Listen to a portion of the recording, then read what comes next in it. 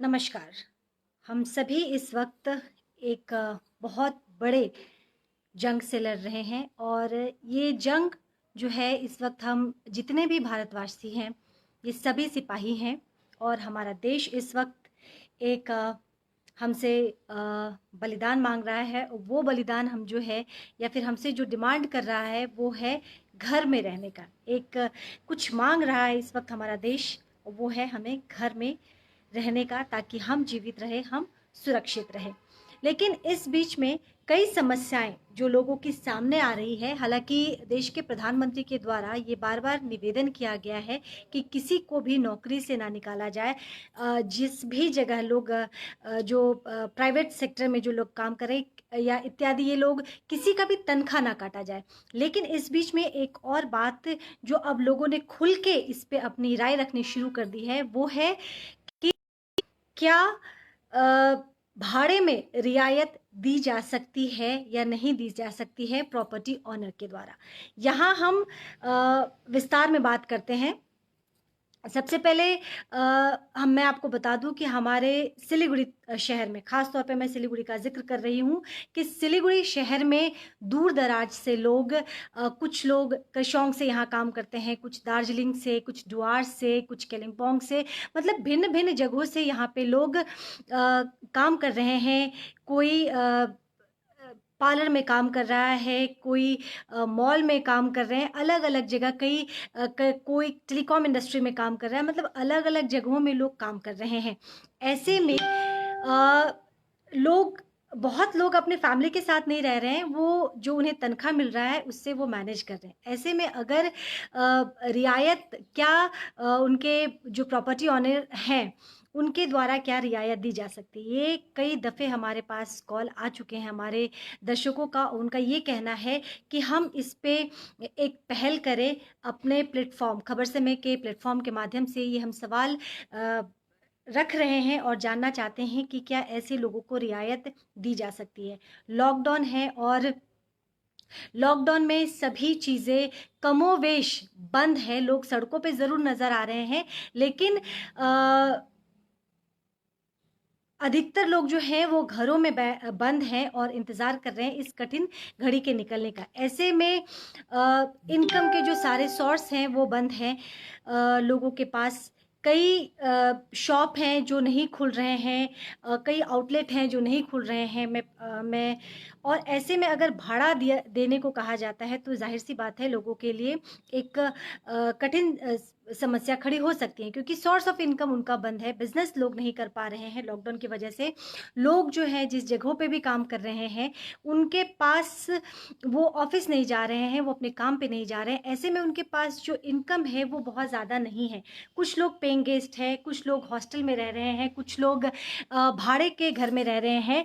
तो ऐसे में अगर रियायत दी जाती है लोगों को तो जाहिर सी बात है उनको एक बहुत बड़ा सुकून, एक बहुत बड़ा रिलीफ मिलेगा। लेकिन देखिए, इस वक्त बहुत सारे कमेंट आ रहे हैं, लेकिन जो मेरा मेन, जिस वजह से मैं आपसे जुड़ी हूँ, क्योंकि लगातार हमारे पास हमारे दर्शकों के कॉल्स आ रहे हैं। उनका ये कहना है कि उन्हें भाड़े में, चाहे वो उनका रूम रेंट हो, चाहे वो पेइंग गेस्ट है वहाँ का हो, या दुकान जो इतने दिनों से लगातार बंद है, थोड़ी बहुत भी अगर ये रियायत दी जाती है तो लोगों को बहुत बड़ा रिलीफ मिलेगा। और हालांकि ये पूरी तरह से जो है वो ऑनर के ऊपर डिपेंड करता है कि वो रियायत दे या नहीं दे। लेकिन ये सवाल हम ज़रूर कर सकते हैं कि क्या इस कठिन घड़ी में मानवता को ध्यान में रखते हुए प्रॉपर्टी ऑनर के द्वारा थोड़ी बहुत भी अगर रियायत दी जाती है, थोड़ी बहुत भी अगर फिनेंशियली लोगों को सुकून दिया जाता है, राहत दी जाती है, तो उनके लिए बहुत अच्छी बात होगी। और आप सभी दर्शकों के पास अपने अपने विचार हैं, अपनी अपनी राय हैं। आप अपने विचार, अपने राय खुल के हमारे कमेंट में अपना रख सकते हैं। और लेकिन हम दोबारा यही कहेंगे कि लोग हमसे बार बार यही प्रश्न कर रहे हैं, क्योंकि जो लोग करशोंग से यहाँ पे रह रहे हैं, जो लोग केलिम्पोंग से यहाँ पे रह रहे हैं, जो लोग द्वार से यहाँ पे रह रहे हैं नौकरी करने के लिए, क्योंकि सिलीगुड़ी को आफ्टर कैलकाटा माना जाता है। मतलब कलकत्ता के बाद अगर कोई बहुत बड़ा शहर है तो लोग सिलीगुड़ी को ही मानते हैं और यहाँ पे तमाम चीज़ें हैं, यहाँ पे कई मॉल्स हैं। इनफैक्ट बहुत ज़्यादा यहाँ पे लोग दूर दराज से काम करने के लिए आते हैं और बहुत सारे लोग अपने फैमिली के साथ नहीं रहते हैं, उनके फैमिली बहुत दूर दराज में रहते हैं, अकेले में यहाँ पे रह के वो जॉब करते हैं।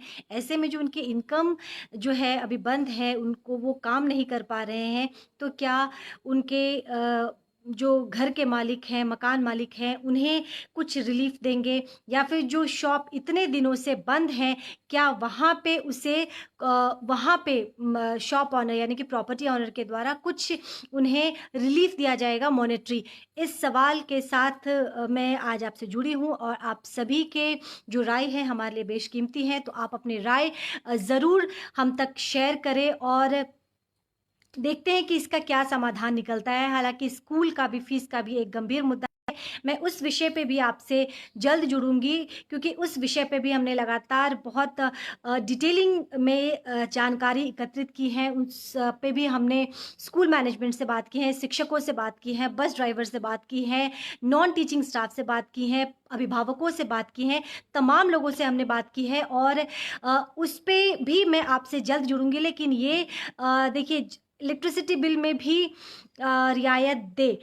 इलेक्ट्रिसिटी बिल का जो हमारे पास अपडेट था, जो सोर्स से हमें जानकारी मिली थी कि लमसम अमाउंट दिया जाएगा और वो लमसम अमाउंट जो इलेक्ट्रिसिटी बिल का भेजा जाएगा वो किस आधार पे भेजा जाएगा, हम बिजली विभाग से बात करके भी इस पे आपको पूरी जानकारी देंगे। लेकिन फिलहाल जो एक जो मेन अभी चीज़ है, जो बर्निंग इशू है, हालांकि बहुत सारे बर्निंग इशू है, आपने भी, जैन जी ने भी उठाया कि इलेक्ट्रिसिटी बिल का कि में रियायत मिलनी चाहिए, स्कूल के फीस में रियायत मिलनी चाहिए, जो प्रॉपर्टी ऑनर हैं वो रियायत दें। ये सारी समस्या है जो इस वक्त उभर के आ रही हैं और लॉकडाउन फिलहाल इसे हमारे अगर बंगाल में बात करें तो 30 में ही है और अक्रॉस इंडिया जो है इसे भी बढ़ा दिया गया है।